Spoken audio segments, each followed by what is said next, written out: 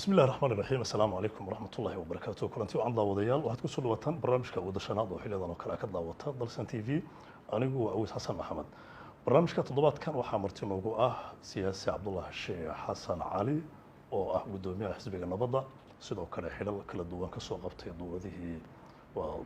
maamuladii dalka soo maray sidoo koonfur galbeed oo laba jeer ka soo noqday wasiir marna wasiirka ganacsiga marna wasiirka dastuurka sidoo kale uu soo qabtay xilal gaarsiisan afhayeen barigii artana xidigiisii siyaasadda waa meeshii uu ka soo bilowmay wuxuu u tartamay dhowaan xildhibaan ama senator aqalka sare ah waxaa looga soo guulaystay doorasho ka dhacday magaalada Jowhar wuxuu kula tartamay kursigaasi xildhibaan senator Muuse Suudi Yalaxow oo uga guulaystay barnaamijka ayuu ku casuuman yahay waxaan wax ka weydiin doonaa arrimo dhowr ah oo la xiriira khalfiyaadkiisa ama sooyaalkiisa siyaasadda iyo hadda waxa uu higsanayo mudana farxad bay noo tahay inaad nala joogto waxaad ku soo dhawaataa barnaamijka wadashanaad aad u mahadsantahay intaasi kadib barnaamijkeennan wuxuu ka koobnaan doonaa dhowr qaybood qaybta ugu horreysa waxaan ugu magac darnay way jirtaa iyo ma jirto ay ku kooban tahay macluumaadka kooban oo aan rajaynayo qaybaha dambe inaan ku faahfaahin doono barnaamijkeena weydiinta koowaad waa jirtaa iyo ma jirto waxay u dhacaysaa sida tan siyaasi Cabdullah Sheekh Xasan Cali waxa uu ku fashilmay hankiisa siyaasadda Soomaaliya ma jirtaa bishaaro waxaan dhammaan dadweynaha Soomaaliyeed ee ku dhaqan dalka gudihiisa iyo dibaddiisaba aan ugu bishaareynayna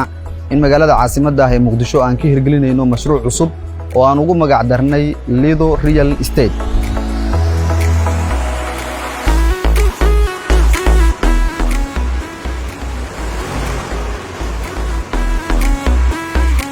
mashruucan waxaan ka fulinaynaa degmada Cabdicaziz agaarka xeebta Lido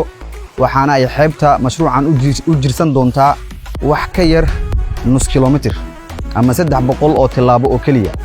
Lido Real Estate waxa uu ka koobnaan doonaa ama ay noqon doontaa xaafad kooban oo estate ah waxaana ay noqon doontaa guryo dabaqa oo G+ ah waxaan sidoo kale ku dari doonaa oo aanu mashruucan ku fulin doonaa ama ku dhisi doonaa masaajid lagu cibaadeysto mini market ay dadku meesha degan ay ka ganacsadaan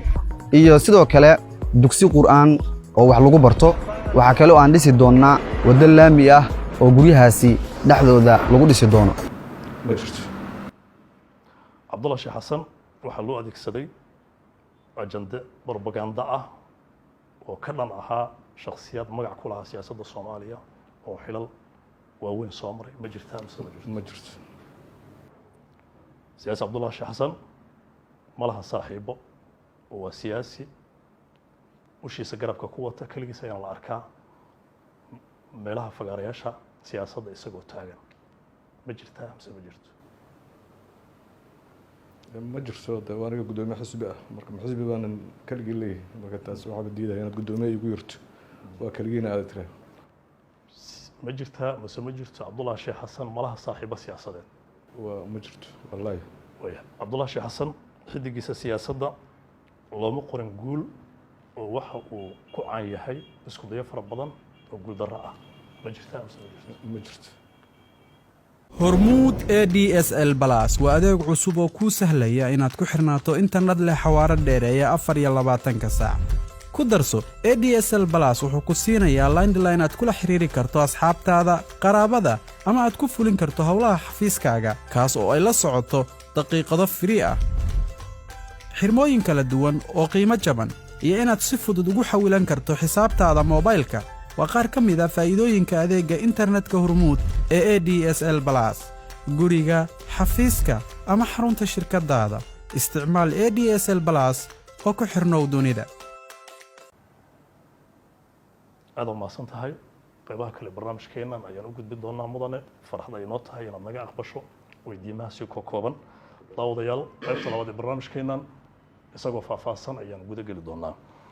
waxaad ka soo laabatay magaalada Jowhar mudane waxaad ku tartantay kursiga senatarnimo ee Hirshabelle laga soo galo waxaad tartan la gashay senator Muuse Suudi Yalaxow oo xildhibaan ahaa ama kursigaasi ku fadhiyay balse kooban noogu sharax aniga iyo daawadayaasha maxay ahayd guul darrada ku soo wajahan ka bilaabeynaa wax dhab ah inaan tartanay dabcan anagii muuse waa ka badnayn rag badanaan ku tartanay laakiin dee marka la tartamo waa in nina guulaysto nina guul daraysto way guulay laba nin kama qosliso kaligay ma ahayn intaan xusuusta waxaan hayn ilaa 4 nin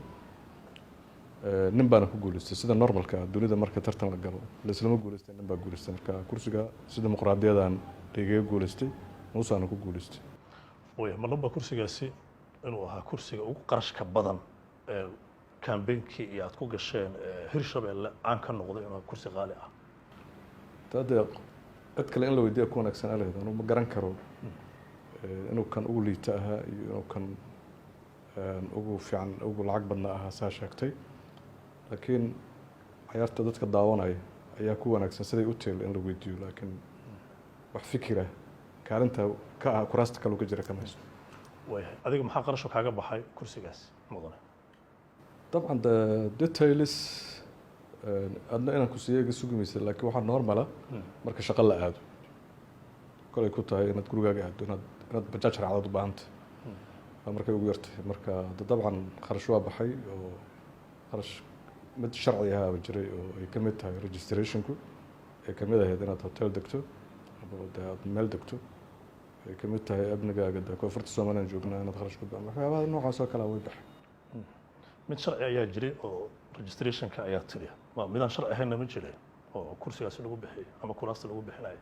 dabcan inaad guri degto kale waa howladay ku taal sharci oo dastuur ku qoran ma waa howladay ku taal inaad kharash ku bixiso ba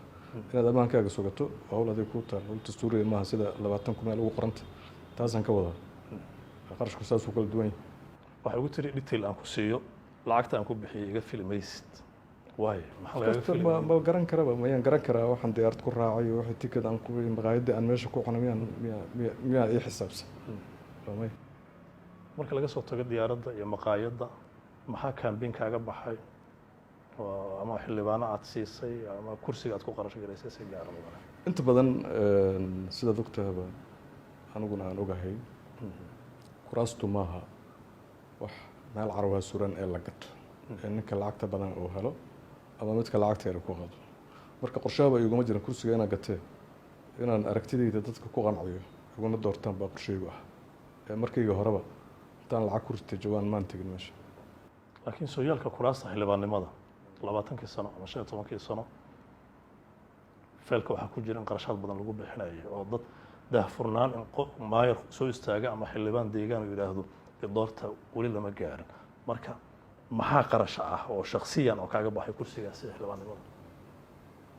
waad soo celisay annash joogto baan ku celinayaa kharash waa baxay oo inaad magaalada aad joogto magaalada inaad tagtay aad ku noolaato kharashaa ku baxay laakiin kharash aan ugu talagalay kursiga inaan ku gato iga baxa ma jiro laakiin mid environmentiga aan ku socday ku baxay ugu jiray oo inaan meel aan gurigayga ahayn tago dad aan la hadlo baawur badan raaco amniga ilaaliyo dabiiciyan barnaamijka wuxuu samaysan yahay in xog ka daahsan daawadaha macnana u sameynaya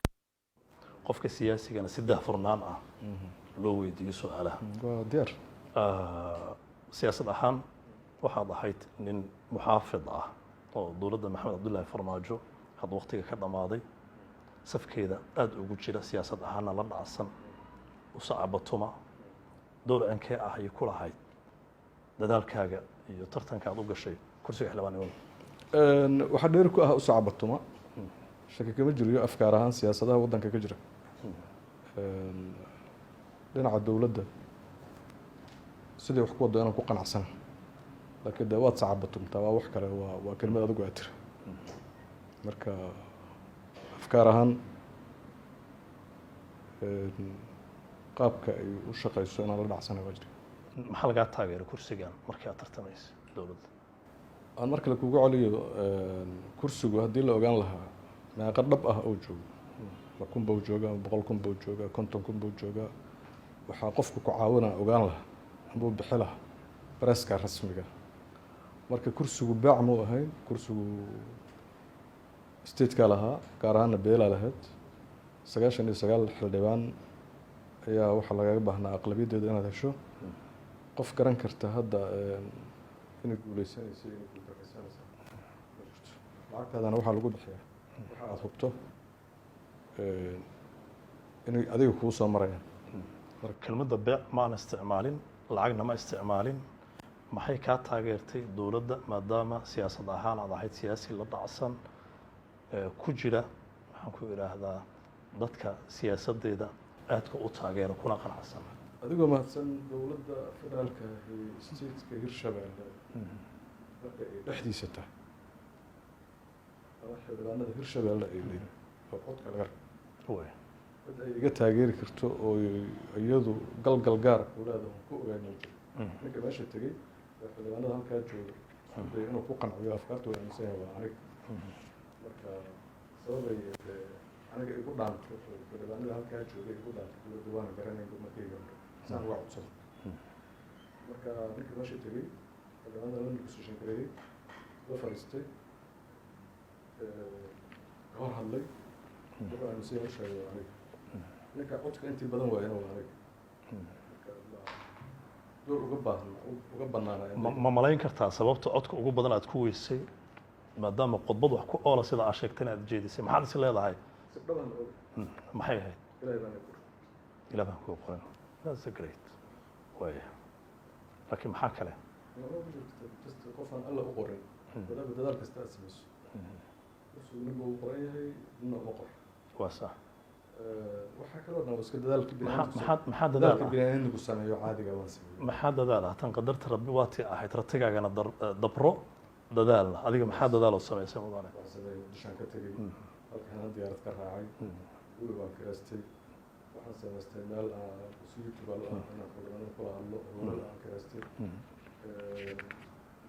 yani 20 cisho ku dhawaad baan joohar joogay. maxaad ka gaabisay waxaad is leedahay waad ka gaabisay oo waad guulaysan lahayd haddii aad ogsan lahayd ma jiraan? maya wax kastoo lagu guulaysan karo qofka bini'aadmiga qiyaastiisu ku ekeed inuu ku guulaysan karo. laakiin waxaa ka dhanaa in ilaahay marka horeba kursiga odayga kuwa qoro. laakiin waxaan aaminsanahay wax kasta inaan ka hor mudane intaadan iska soo sharaxin Hirshabeelle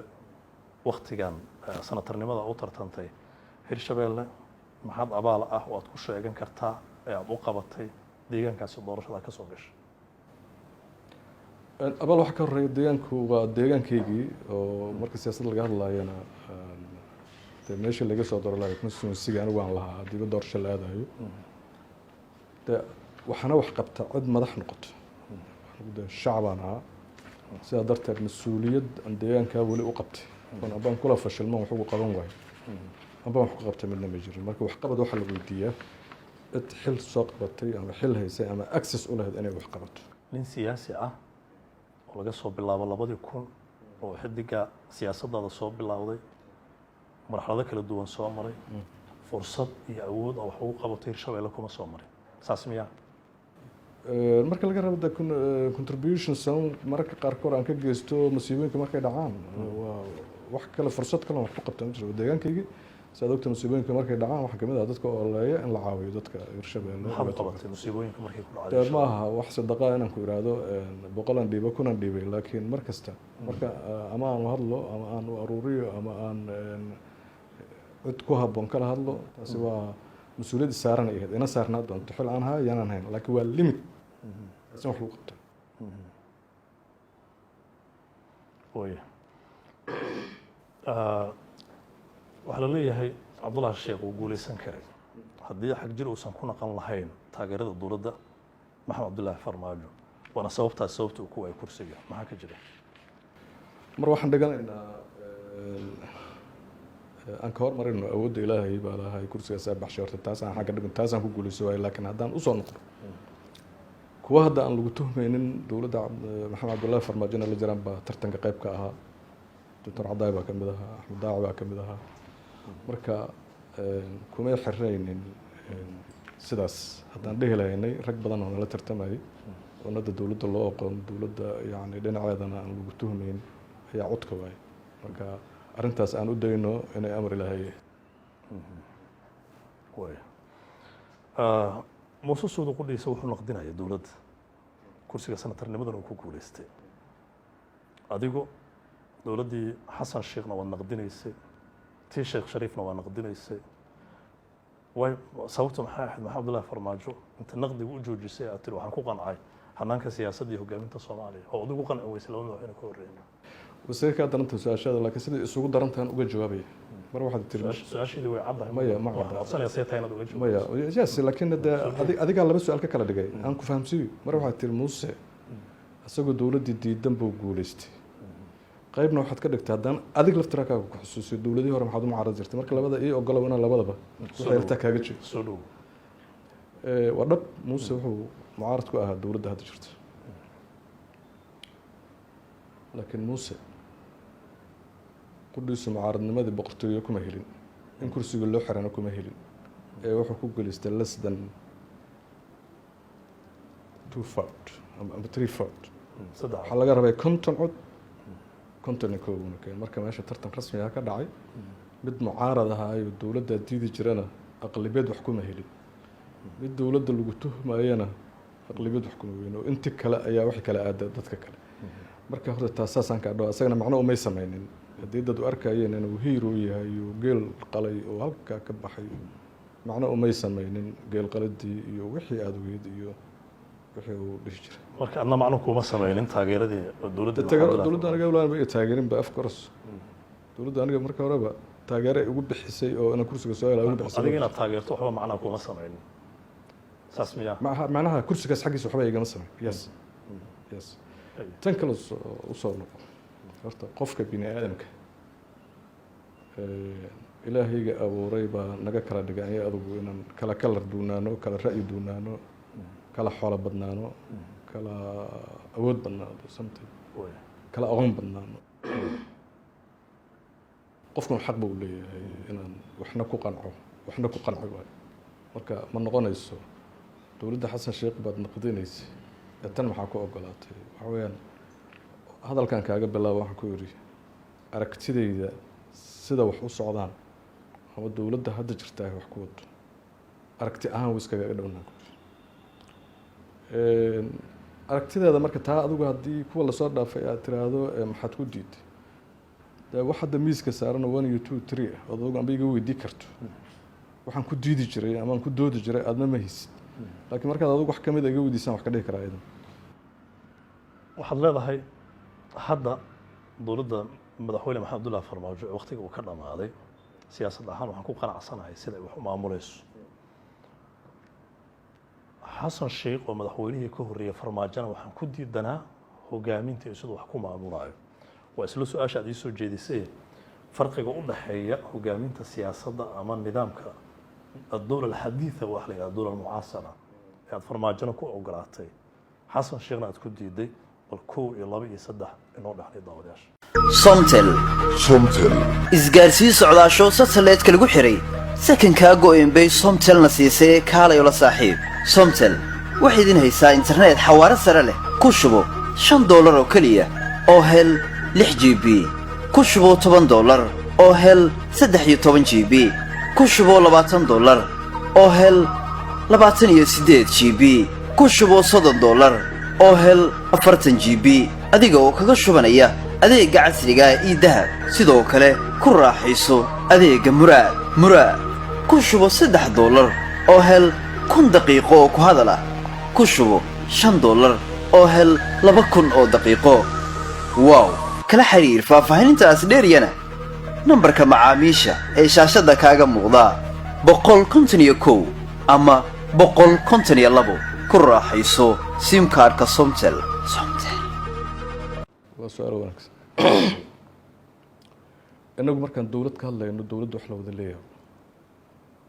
inna gaar uma leh madaxweynaha hadduu yahay wasiir hadduu yahay xaquuq buu leeyahay aniga shacabka aan markaa xilka hay na xaquuq baan leeyahay qof kasta oo xaquuqdayda dastuuriga ugu qabsata dabcan nin siyaasi ah oo siyaasad ka shaqeeya xaq baan u leeyahay inaan siyaasadda ama dawladnimada ka qayb galo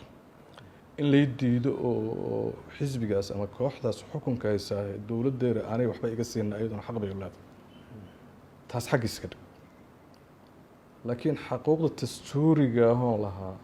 oo inaan muwaadin caadi oo gurigiisa jooga aan ahaado xasan sheekh waa ila soo dhaafay haddaad wariyaasha xilligaa shaqaynaysay ka mid tahay waxaad ogtahay godka jilacoodaan siyaasadda soo maraa laygu xiray inaan hubaysnayn shabaab ahayn tuug ahayn afkaartayda dastuuriga ee dastuurkii ogolyaha ka hadla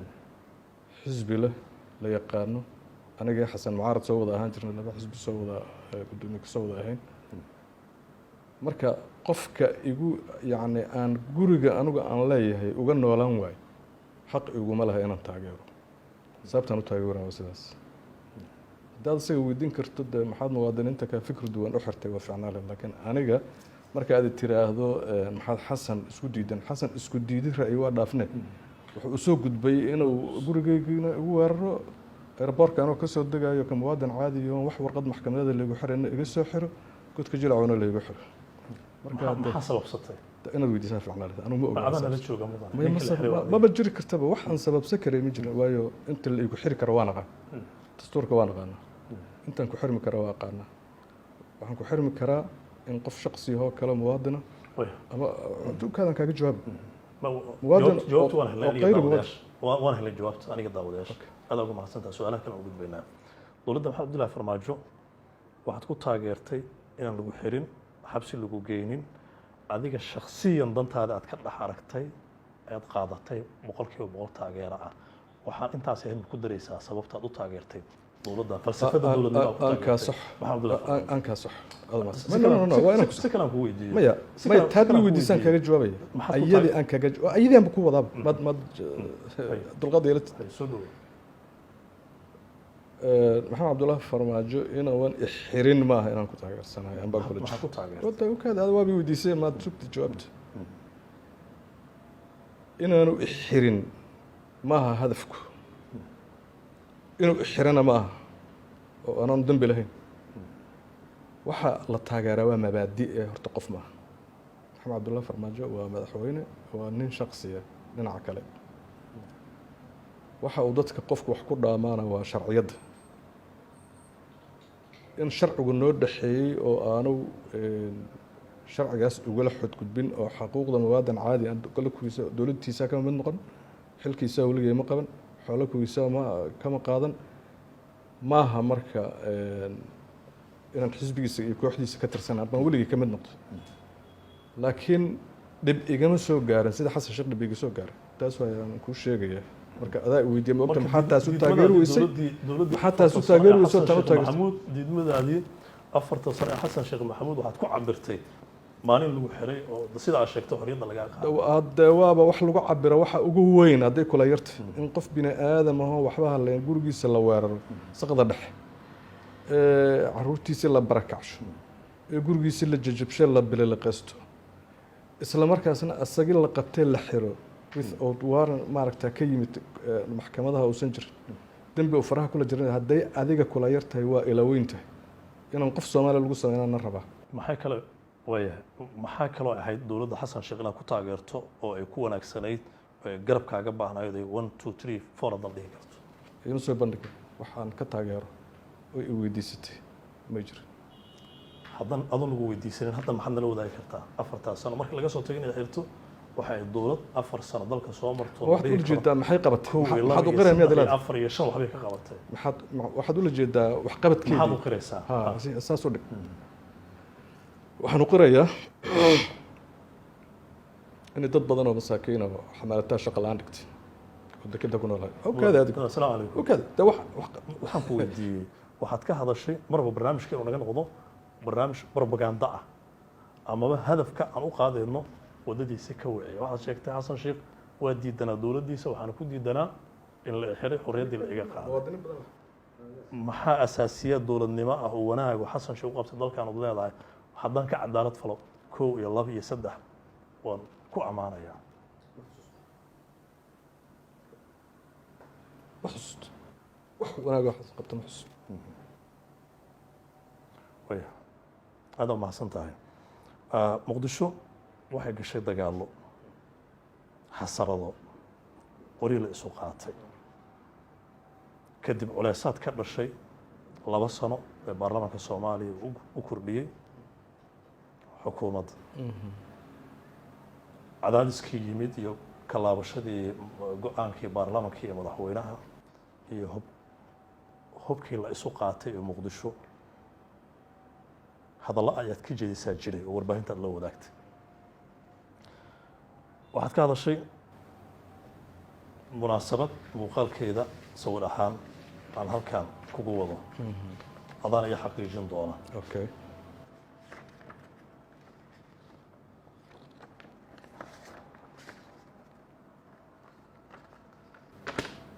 muuqaalkan waa adiga yes waxaad daawatay 55,253 qofood abriil 23keedii 2021 way ku mahadsan yihiin 21 inay fikrigayga daawadaan way ku mahadsan yihiin su-aashan wada wax weeyaan waxaad si safamareen ah u naqdisay madaxweyne xasan sheekh maxamuud wasiirka amniga ee hadda xilka haya oo aad ku tiri waxaad ku leedahay magaalada muqdisho hotel galaaska qaraha ah looga cabo $4 kuma anfici doonto haddii dagaal uu dhaco si shaksi ah ayaad talo waa hilbe si shaksi ah ayaad nimankaasi u naqdisay ma lis oran karaa khudbada maalintan aad jeedisay mid wax dhisaysa ma ahayni mid wax duminaysay ahayd adigana aan ku saxo dhegeystayaasha aad khaladka u sheegi lahayd aan saxo mayda taariikhda kaa khaldan mogtahay maaha inaan ku dhegeysanay waa inaan is dhegeysanaa waxaa qalada iga diid anna aan kaa diido waxaan wada waan hubaa mudan macluumaadkan ku weydiinay hadalka waxaad ku bilowday khudbad xasaasi ayaa dagaalada ka jeejisay aan ku saxo kuwa daawo doonana saxda ha helaan dagaal ma u dhacan maalintan 22 abriil wax dagaala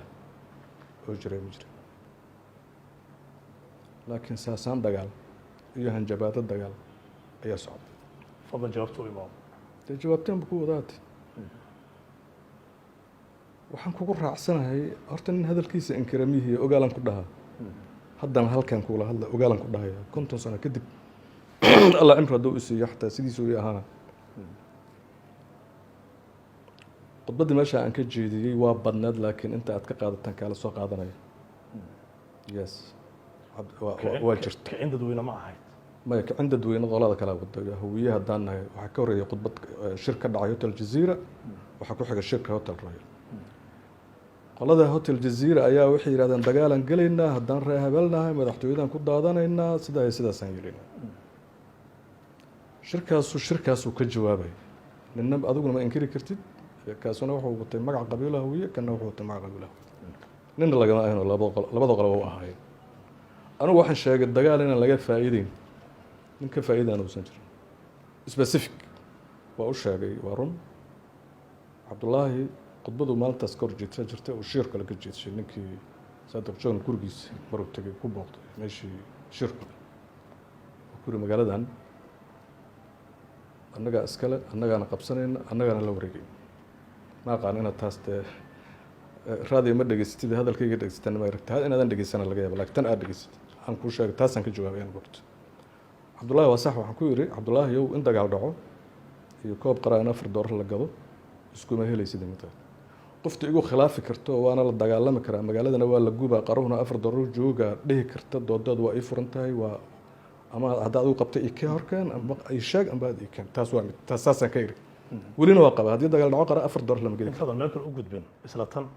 waxaa jira farqi u dhexeeya waxa la yidhaahdo siyaasad iyo waxa la yidhaahdo propaganda maxaa farqiya oo aad adigu u kala adeegsataa labadaasi waxaad isticmaashay maalintaas ma taqaanaa waxay yihiin intaan aqaano ayaan ku celinaya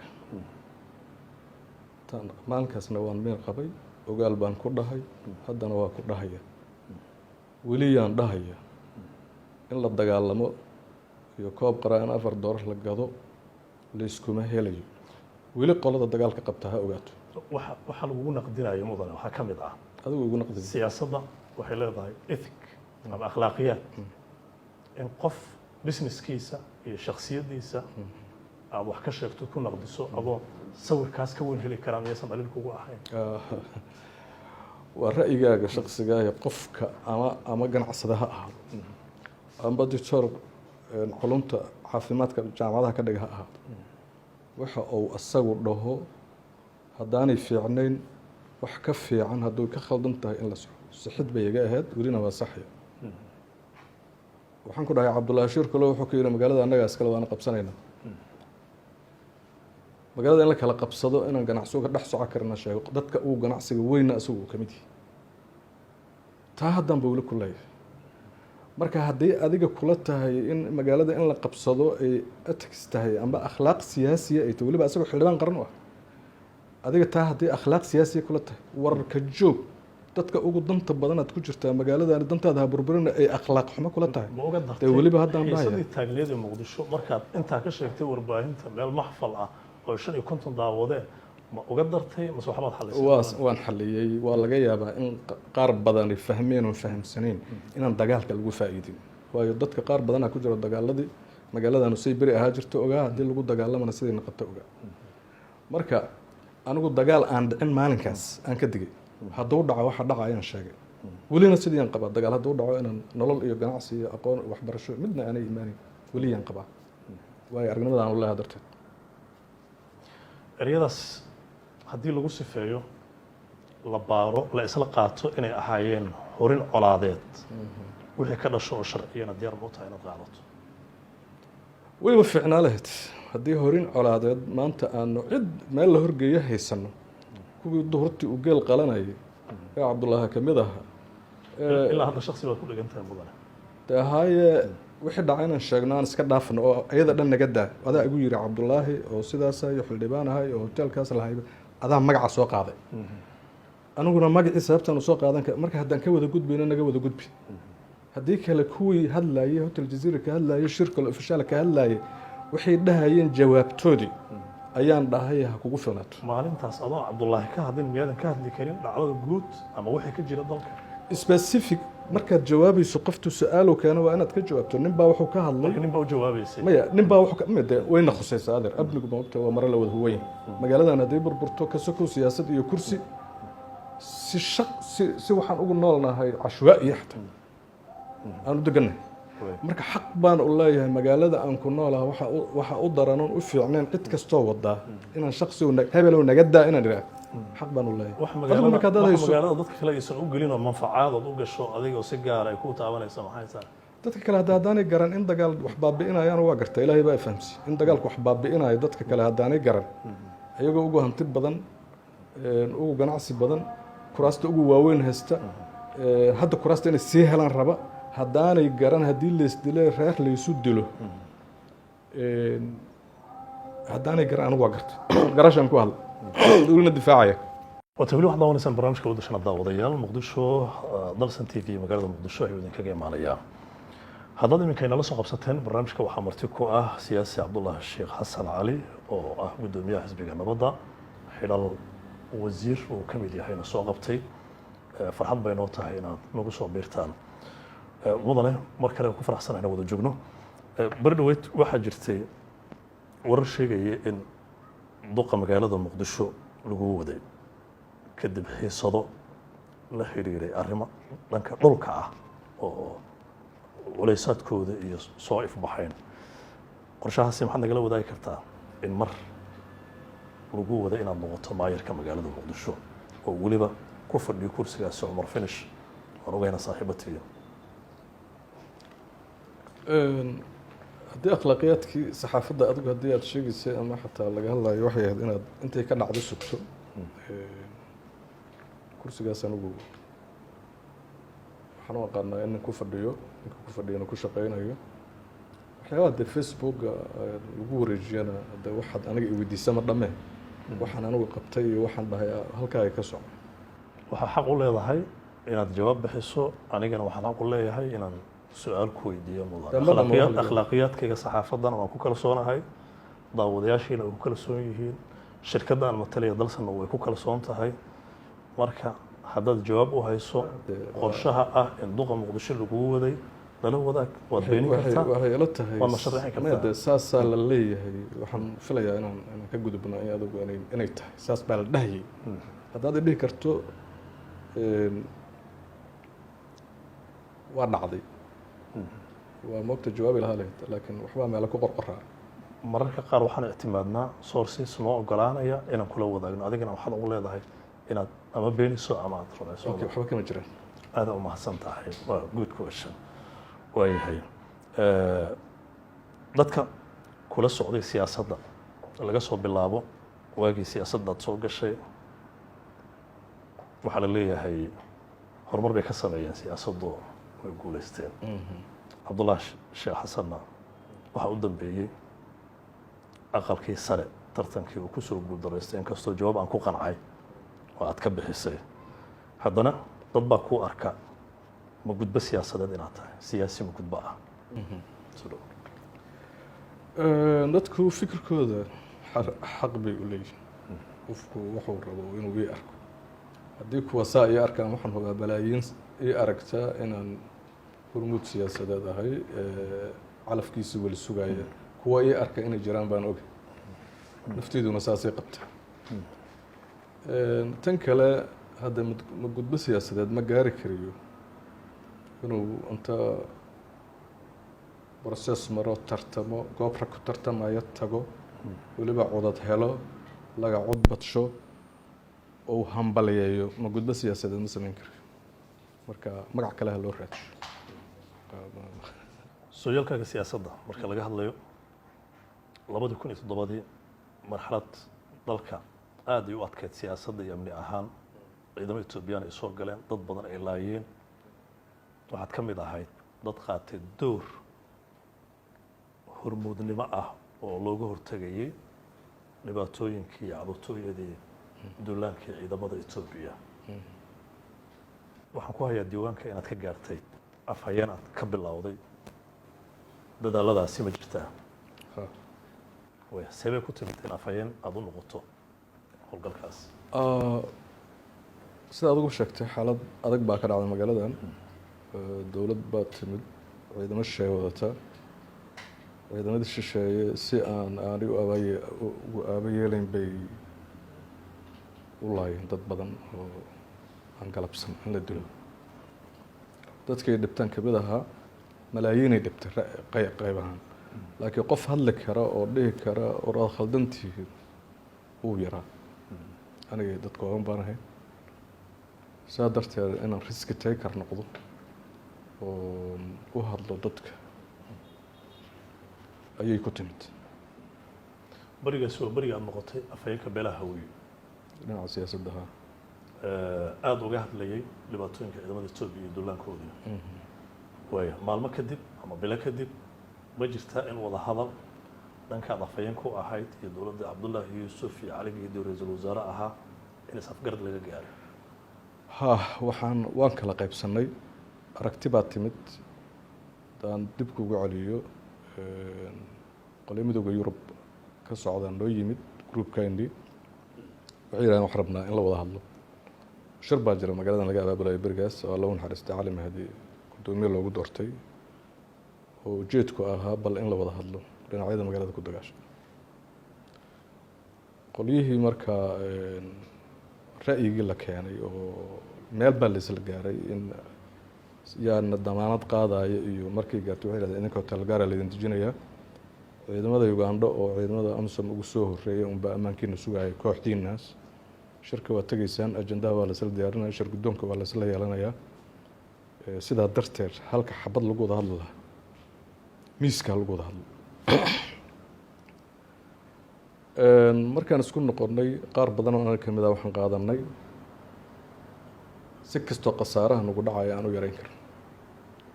aan yarayno waxaan noo daliishanaya anagu inaan halqaacada nahay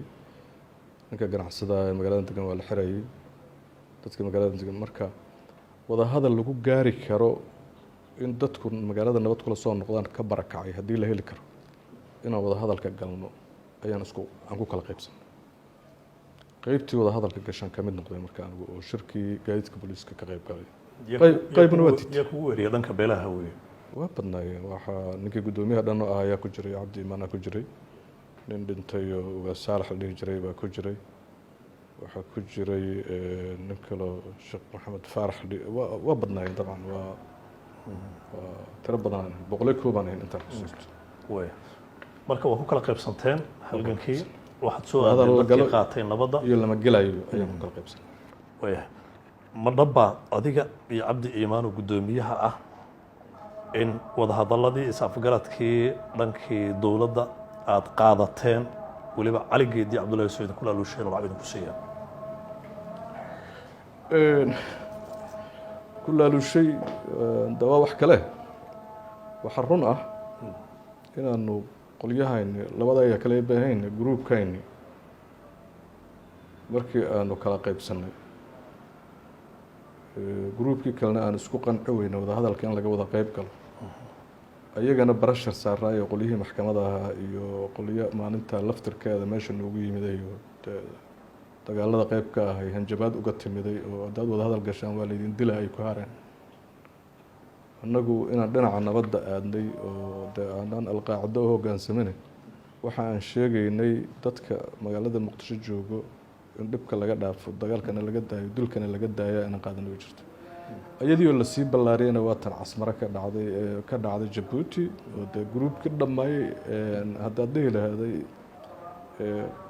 laaluushaad qaadatay sheekh shariif baa ugu horreeyey oo gruubkii markuu sii u kala jajabayay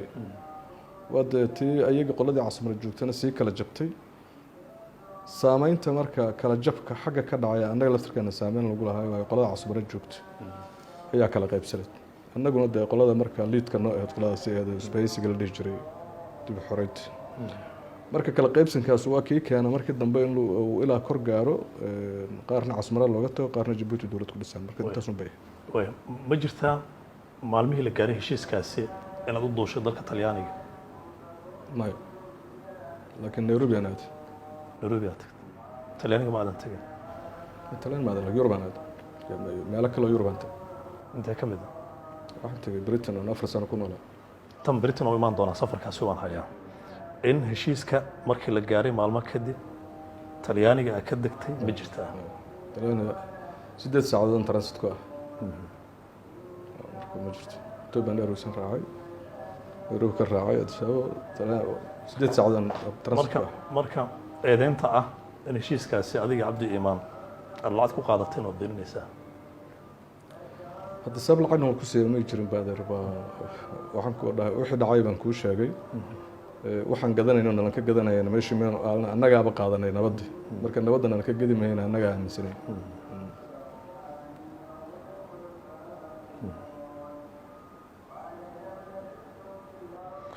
ingiriiska ayaa tagtay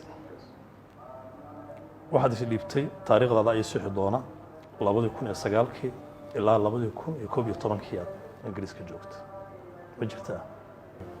2018 ayaan iska dhiibay waddanka 11 waddankan baa kusoo noqday 2008 waxaad iska dhiibtay ingiriiska maxaa isu dhiibtay waddanka haddaad tagto haddaadan sharci ku lahayn waa inaad isdhiibtood iska rajistarayso hay-adaha ku shaqeeya layskama joogi karo waddanka sidii magaalada muqdisho cod kasta joogi karta maahe waddanka anigu ma lahayn marka waa inaad u sheegto cidda waddanka iskale nin yimiday inaad tahay su-aashu waxa weeyaan duruufta kugu kaliftay adigoo u halgamaya dalkaaga siyaasi ah aqoon-yahan ah inaad muhaajir noqoto aad is dhiibto maxay ahayd adar dad badanaa sameeyey laakiin ayada laftirkeena usoo noqonayaa waa kuu sheegay laakiin haddana aan kuugu celiyo waddanka dagaala ka dhacay baahida keentay inaad is ayadi miyaanan kaaga jawaabi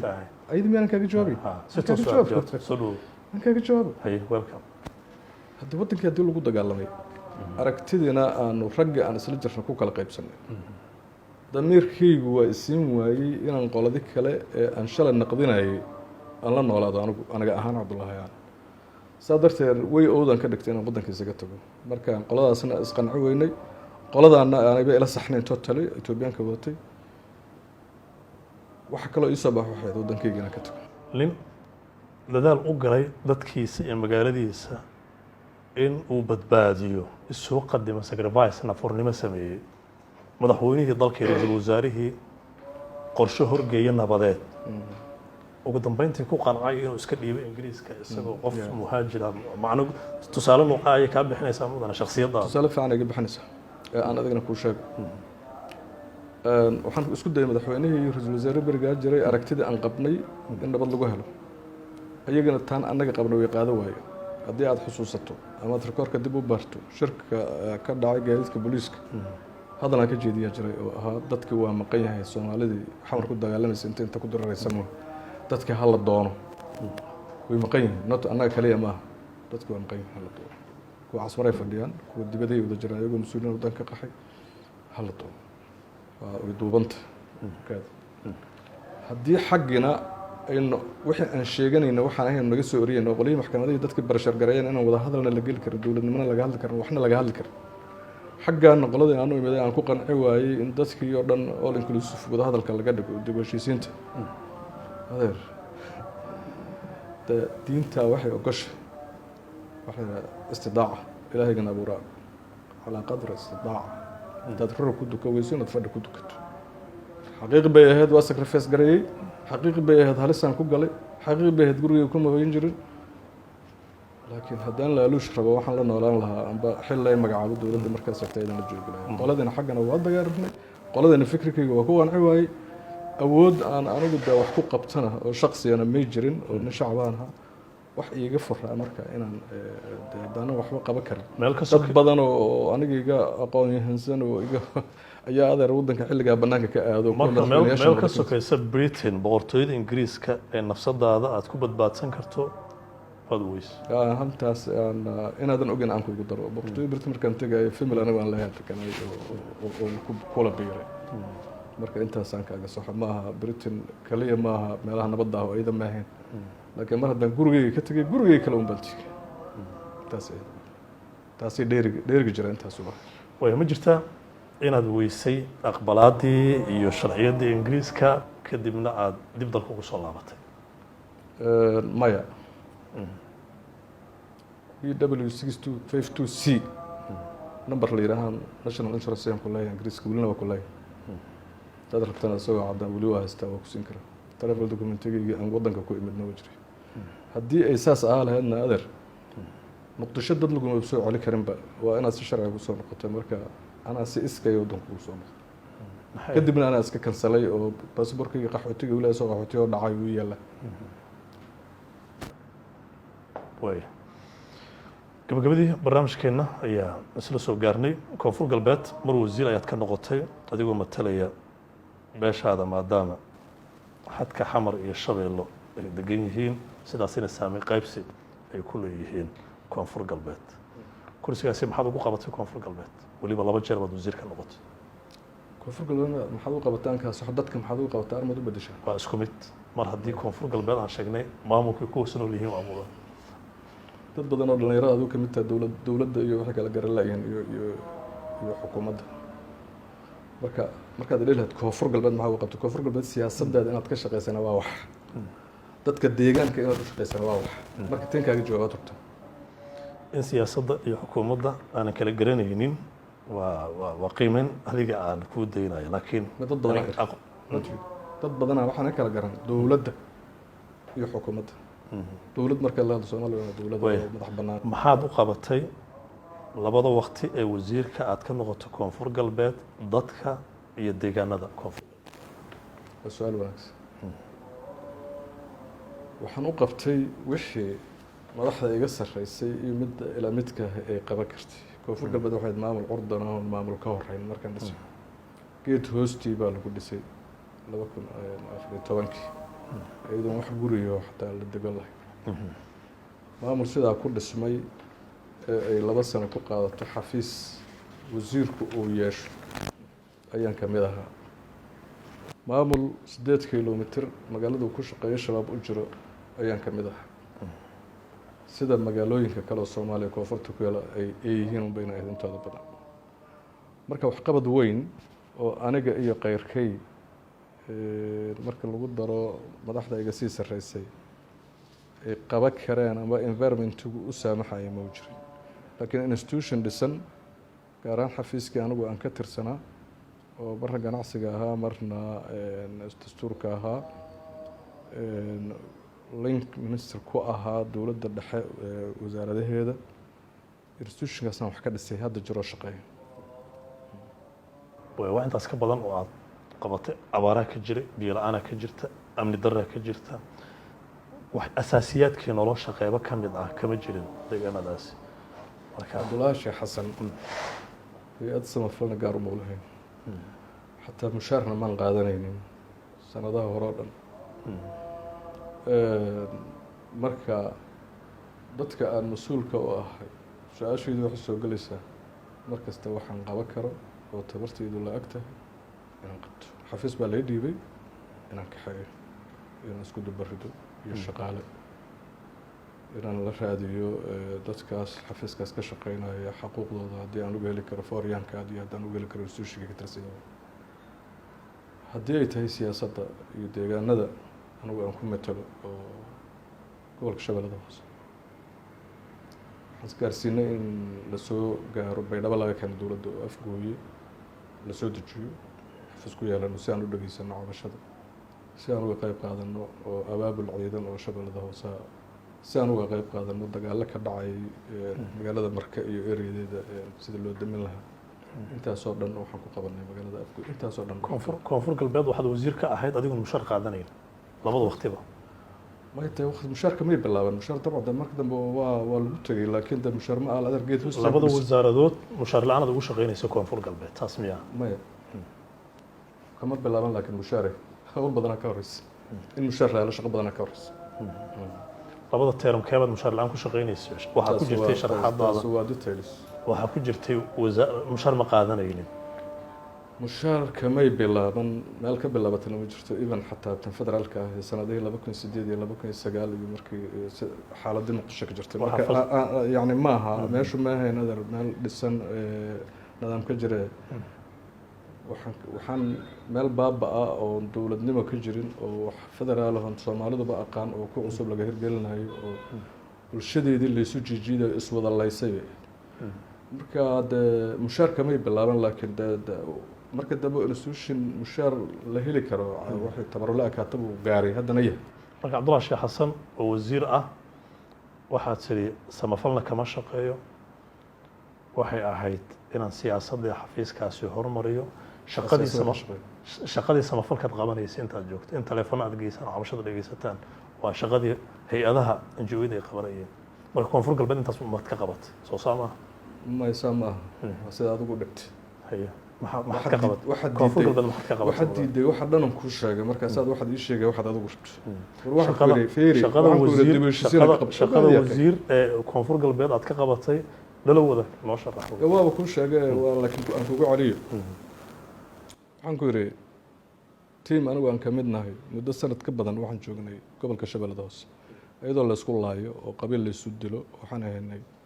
dadkaas isu geeyey ee maamulka deegaanka dhisay ee markii dambe gaarsiiyey in dadku dad walaalaha oo isla nool oo qabiilka isu dilayaan ka saar isu furay marka iyo afkoodan isu fureen damiyey colaadihii halkaa ka jiray sameeyey ciidamo koonfur galbeed leedahay oo gobolka shabeellada hoose ka qayb galo booliis oo tababaran suuro geliyey institutionka in la gaarsiiyo meelo uusan tegin isaga ka hor uusan jirinba in la baro calankii koonfur galbeed la geeyo dowladdii la geeyo maamulka degmooyinka la geeyo la dhiso wasiirku adeer policy siyaasadeed uu ka shaqeeya horta shawal aan kuu sheegay waa caab maaha marka wasiir laga hadlayo marka intaasaad qabateen iyo intii kaloo karankayna way Shariif Xasan Sheekh Aadan madaxweyne markuu ahaa saaxiibo ahaydeen hadda halkeemaad ku sheegtaa xiriirkiina waa sidee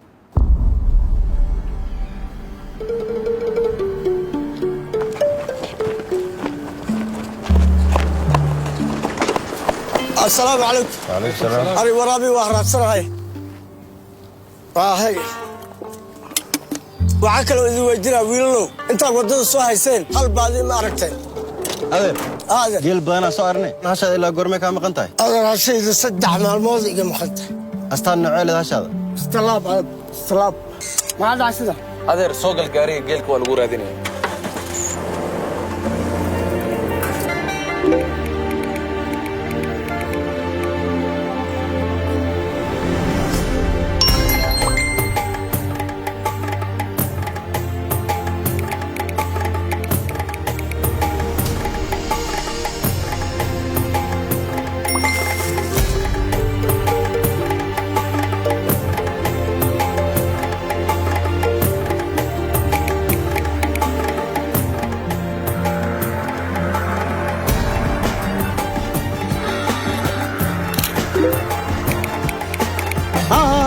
ها diyaar waa tan waa lagu hayaa diyaar waa hadda dhigdhig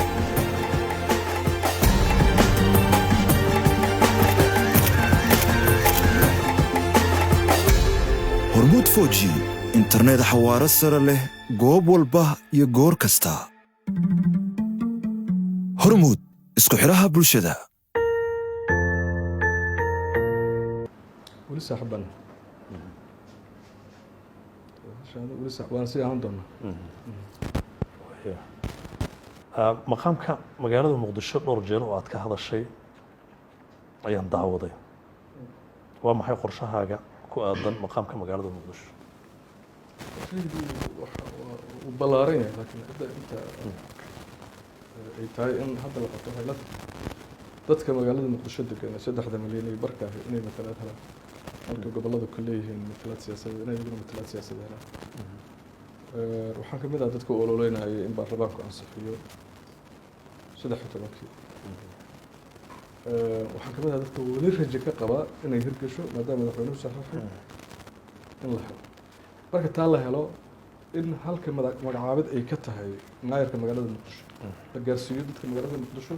inay konsolka soo doortaan oo maayarka hore doortaan afkaarta aan ka qabaa waa sidaas xamar waa caasimadda ummadda jamhuuriyadda federaalka soomaaliya waraysaad bixisay waxaa sheegtay in beel ay leedahay xamar haddaad xasuusato u badan tahay fikirkaasi weli ma qabtaa beelaa u badan haa beelaa u badan beelaa sida ilaahay ummadaha qolaba meel ugu badeeyey oo marka aad tagto magaalooyinka kale Soomaaliya ilaahay qolo ugu badeeyey beela u badan ayaa beelo u badan tahay magaalada marka waxaad aaminsan tahay magaalo beela inay tahay ma aaminsan waxaan aaminsanahay magaalo beesha u badan oo ay xaq u leedahay majority rule minority respect in lagu dhaco weli waxay tusaale ka bixinaysaa magaalo dad gaar ay leeyihiin farqi inaad u samaysaan rabaa caasimadda jamhuuriyadda federaalka soomaaliya oo loo siman yahay inay ahaato waa war inaad qaadato mabda'aasi inaad tidhaahdo majority waaye waxa ka noqon kara xilkaasi qof magaalada ku barbaaray qof magaalada dadka u badan ah noo kala saar waxaa nagu yar wasuka gaadar asana adiga firtar kaaga dhigan nagu yar dadka dhalinyarada inta ku yar markaan ku yiraahdo magaaladan qola u badan doorashanaha laga galo qolada u badan baa madax ka noqon karta London sida Stockholm sida qoladii markaa u badan baa wax ka noqotay ma uma baahna haddaad igu diidantahay in qolo u badanta waa dood kale laakiin sida magaalooyinka Soomaaliya magaalo walba qolo ugu badanta qolo badan xukunkuna cugdad la'aan wuxuu ku noqonayaa in la isdoorto haddii dadka tirada badan leh ay ku guul dareystaan oo qofkii u tartamaya deegaanka yani u dhashay oo qofaan deegaankan u dhalan waa loo wada tartami karaa taasaan qabaa horta ogow in la wada tartamaan qabaa laakiin sida normalka marka meel lagu tartamo waxa lagu tartamana tira dad yihiin marka cid xilalka loo tartamayo waa inay noqdaan dadka magaalada u badan ma ku dhahin inaan ku dhaamiyaad rabtaa hay waa sidee xilalka loo tartamaa waa equal opportunity qof kastoo Soomaaliya waa u tartami karaa laakiin qof kastoo Soomaaliya fursad uu ku guuleysto haddii la tartamayo dadka magaaladaas degan hadday tahay xataa tuulo yar oo meel ku taala dayta dadka magaalada degan dadka ugu badan iyo dadka ugu yar isku kuraas kama noqon karaan waana arrin caalamka oo dhan ka jirta maaha gabagabadii barnaamijkeennan waxa tahay siyaasi muddo dheer siyaasadda ku soo jiray mushkiladda Soomaaliya iyo Soomaalida hal jumlo maxaad ku qeexi lahayd Soomaaliya iyo Soomaalida Soomaaliya marka laga hadlo waa wadan Soomaaliduna waa dadka ereyada ku cad yihiin mushkiladda Soomaaliya maxaa ku qeexi lahayd mudane mushkiladda jirta Soomaaliya mushkiladda haysata 30 sano maxaad ku qeexi lahayd qabyaalada haysata Soomaaliya qabyaalad wax kale jira ma jira duu shabaab xataa qabyaaladun buu ka shaqeeyaa wuxuu ku beelaho wax uu waxeeyaa haddii uu magaalo degan yahay wuxuu aaminsan yahay haddii aan qabiilku ka dhashay madaxweyne helin in la isku dilo meesha haddii uu anta imtixaan gala ku dhaco wuxuu aaminsan yahay in qabiil lagu riday oo uu heli lahay shaqadaas marka waa dad waxaan nahay aan weli aaminin awoodooda ee qabiilkooda aaminsan aad ma santahay daawadayaal barnaamijkeena wada shan inta ayaan kusoo gabagabeynaya waxaa marti noogu ahaa siyaasi cabdullaahi sheekh xasan cali oo ah gudoomiyaha xisbiga nabadda sidoo kale wasiir soo noqday una tartamay aqalka sare Soomaaliya loogana guuleystay toddobaadka kan xiga intaan dib ugu kulmayno aad baad ugu mahadsantihiin aan idinkaga mahad celinaya daawashada barnaamijkan wadan cabdullaahi aad u mahadsantahay guuleeyay tahay inaan nala joogto barnaamijkeena